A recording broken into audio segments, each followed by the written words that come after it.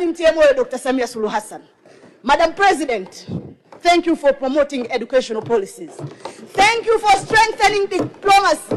Thank you for fighting up for this country. Thank you for your untouched victory.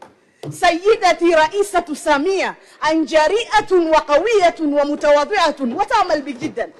نحن ندعو جميع المستثمرين وندعو جميع أصحاب المصلحة. تنزانيا هي موطنك. Son Excellence la Présidente Sami, un leader très fort, déterminé, visionnaire. Aujourd'hui, nous appelons tous les investisseurs, nous appelons toutes les parties prenantes, la Tanzanie, votre maison. Mheshimiwa Raisi, tuko pamoja na wewe, tunakuunga mkono na Mwenyezi Mungu atakulinda na kukubariki rais wetu.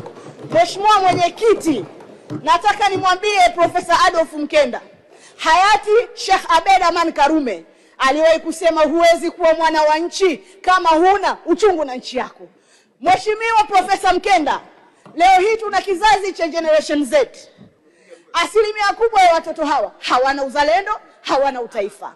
Nikuombe sana Mheshimiwa Waziri wa Elimu, ipo haja ya kuintegrate elimu yetu na kuhakikisha vijana kumpa taarifa dada yangu mpendwa na shemeji yangu kwamba bunge letu tuna lugha mbili rasmi, Kiingereza na Kiswahili.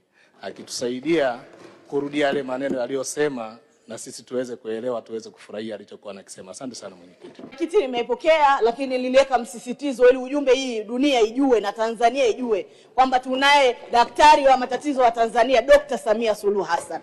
Mheshimiwa mwenyekiti, nimalizie kwa kumwambia Zainab, kwa mujibu wa kanuni tuna hizo lugha mbili. Sasa hicho ulichokisema ni kizuri sana, ili tuweze kuwa na uelewa pamoja, utusaidie kututafsiria.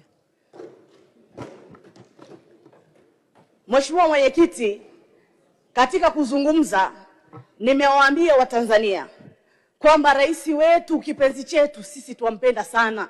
Furaha yetu yeye mwenzetu, hakika anapambana. Uchumi wetu, diplomasia yetu umeimarika sana. Utalii wetu, vivutio vyetu dunia imeviona. Tunawakaribisha wawekezaji, wadau wote, karibuni tuijenge Tanzania yetu. Nimuombe sana Profesa Adolf Mkenda. Tunaenda kwenye kizazi cha Generation Z. Pamoja kwamba tunawekeza kwenye elimu na amali, kama hatujawekeza kwenye maadili na uzalendo na utaifa, bado tutakuwa hatujafikia malengo.